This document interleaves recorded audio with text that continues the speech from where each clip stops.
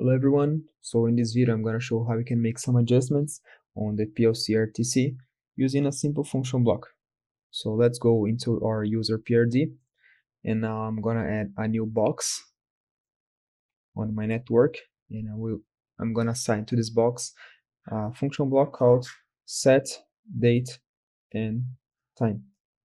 I'm going to create a variable for this function block. So now you need to create a request variable, which is going to be a Boolean variable. So whenever it has the true value, it's going to make a request to make the adjustments on your RTC based on your date and time information. Okay, so here I'm going to create a user request. It's a bool. And here I'm going to create a user date time. This variable is an extended date and time, which is an extract for date and time. I don't want to have any variable on my output, so I'm going to delete the interrogation marks.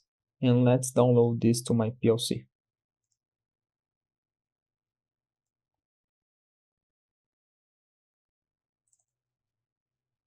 First, let's check into your currently RTC settings, so our currently PLC date and time. So let's go into our clock settings.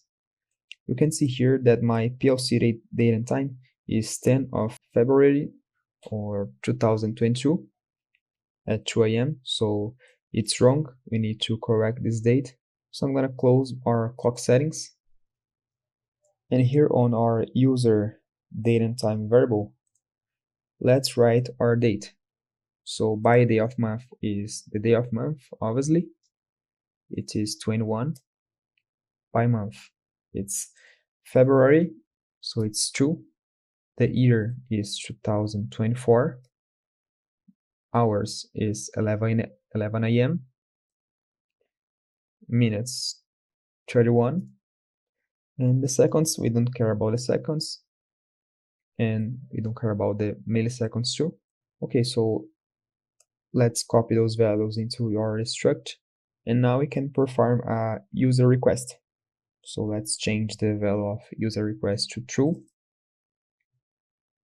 Okay, it's executing the operation to adjust the PLC RTC. We can pass again the variable to the false state. And let's check the RTC again. You can see now that my date has changed. So it can proves that I've changed the PLC RTC.